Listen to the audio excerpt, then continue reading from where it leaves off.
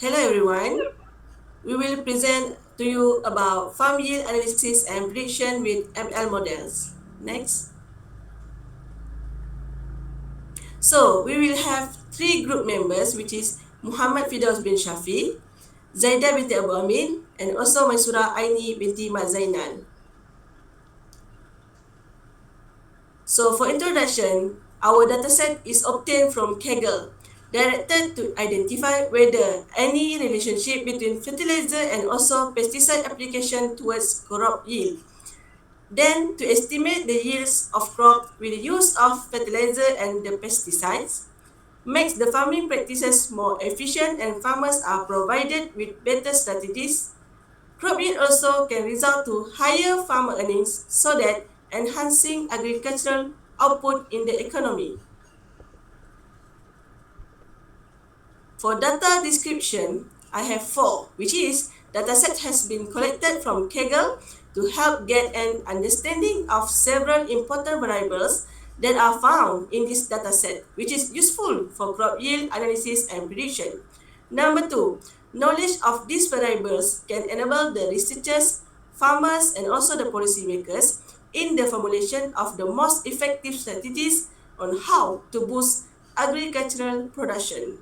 Number three, the fertilizer variable can be mean the amount of fertilizer or the concentration of fertilizer used in the farming process. And number four, according to Cooper, these pesticides are an integral part of modern agriculture and are used to control disease, increase crop yields, and also support food preservation. So, in this presentation, we will have three methodology. We will use regression analysis to determine and understand the relationship between fertilizer and pesticide. Number two, we will done with the help of the SPSS, which is a statistical tool successfully applied in the analysis of data in social sciences and many other fields. Okay, for the variable use that we use in our group, there are two variable. Number one is fertilizer, which is represent the quantity or concentration of fertilizer applied. This variable helps determine how fertilizer usage impact crop yield. And number two variable is pesticide, represent the rate of pesticide that been applied. This variable also help in determining the crop yield. Next. Okay, for descriptive statistic, the mean yield is 11.2654 tons with a standard deviation of 7.09600. This indicate that the average yield is around 11.27 tons and there is variability in yield data as shown by the standard deviation. For fertilizer, the mean fertilizer use is 4.9204 tons with a standard deviation of 2.70998. This suggests that on average 4.92 tons of fertilizer is used, but there is also variation in this usage.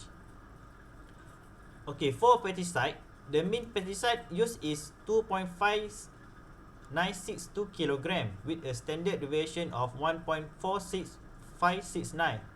This show average pesticide usage and variability. Okay, next.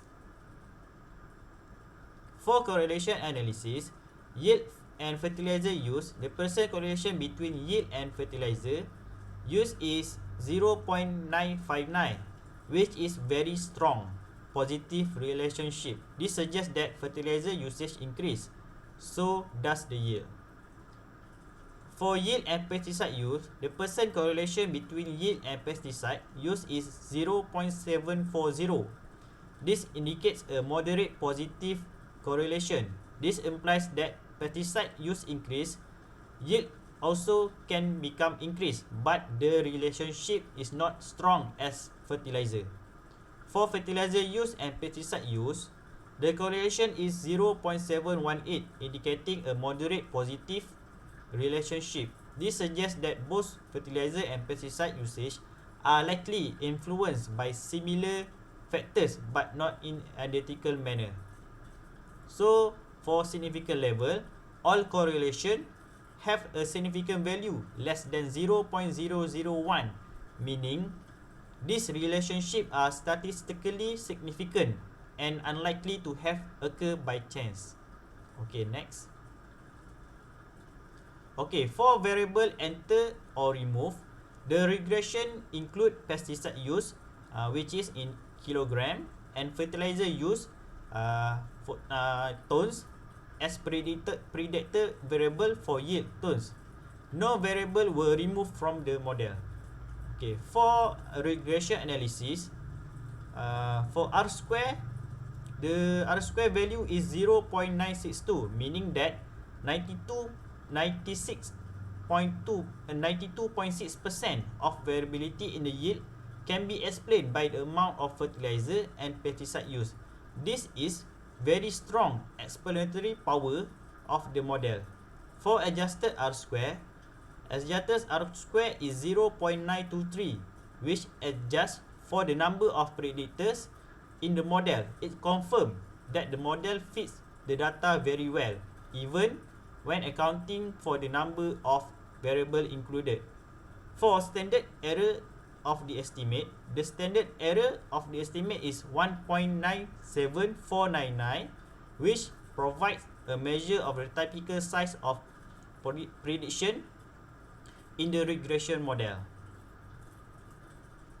Next.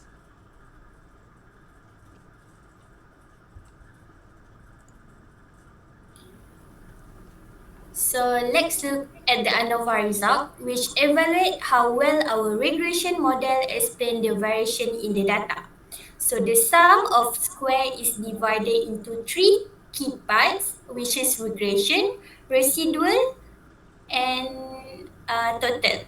So for the regression, this represents the variation in yield explained by our model, especially through the predictor, which is fertilizer and pesticide, which is 2285.370. So next, for the residual, 183.327. This is the variation that the model could not explain, often referred to as error or noise.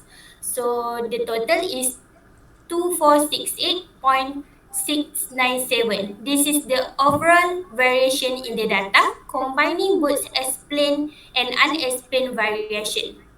So for the F statistic, which is in this case is 292.652. This value represents the ratio of explained variance to unexplained variance. A high F statistic like this indicates that the model does a very good job at explaining the variation in the data. So lastly, the p-value is less than 0.001. This means the regression model is statistically significant, confirming that the relationship in our model did not occur by random chance. So to sum up, the ANOVA results strongly support the reliability of our regression model. The predictor from fertilizer and pesticide significantly explain the variation in yield, making this model a valuable tool for decision making. So next, for coefficients and significance, which show the relationship between our predictor, fertilizer and pesticide usage and the yield.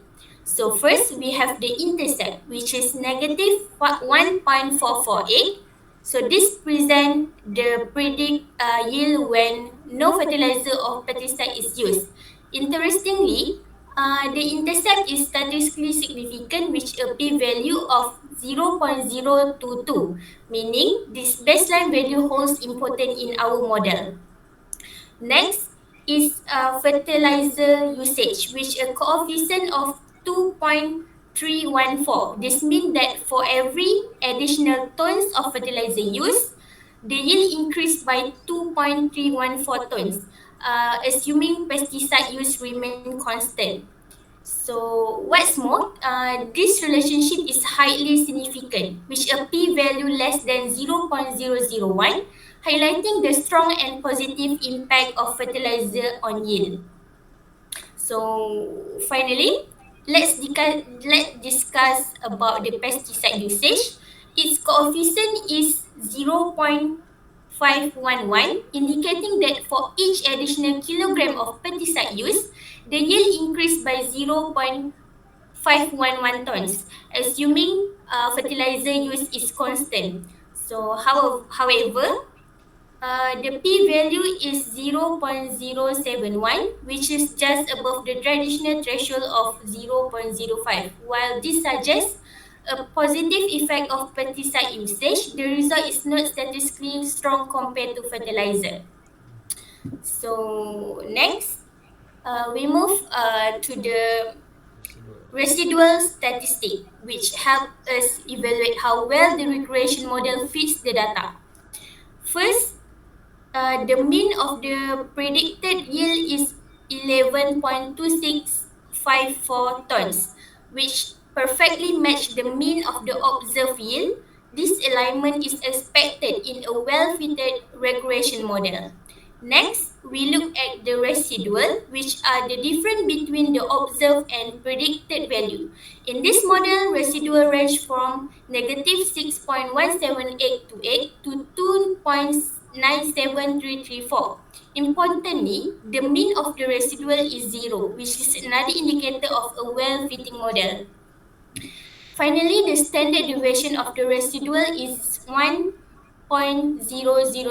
meaning that on average, the model prediction divides by 1 ton from the observed value. So, to sum it up, this residual statistic confirm that the model is well fit, which prediction closely matching the observed yield on average and residual behaving as expected. So lastly, we move to the normal probability. So let's interpret the p-plot, a key tool for checking the normality of residual, which is a critical assumption in regression analysis. So the x-axis show the cumulative probabilities calculated from the model residual, while the y-axis represent the expected cumulative probabilities if the residual follow a normal distributions. So when the point align closely with the diagonal line, it confirms that the residual are approximately normal. This alignment is what we look for to validate the model assumptions. So the key takeaway here is that point near the line indicate the normality assumption is satisfied. This enhance our confidence in the regression model reliability and its validity in explaining the data. So overall, the p-plot support the model assumption of normality, confirming its appreciations for predicting two outcomes. So next. So guys, for the conclusions, the average yield is 11.27 tons with a standard deviation of 7.10, while the average fertilizer use is 4.92 tons and the average pesticide use is 2.60 kg. Fertilizer has the strongest impact on crop yield, followed by pesticide, but both factors significantly influence yield. But however, fertilizer plays a more dominant role. Pesticide also contributes to yield, but however, it has a weaker impact, which is only 74% correlation, and its effect is not as statistically strong. And we also advise to the farmers to maximize crop yield should prioritize fertilizer application, while pesticide use only provides additional but less impactful and benefits. So that's the end of our presentation. Thank you so much. 2, 3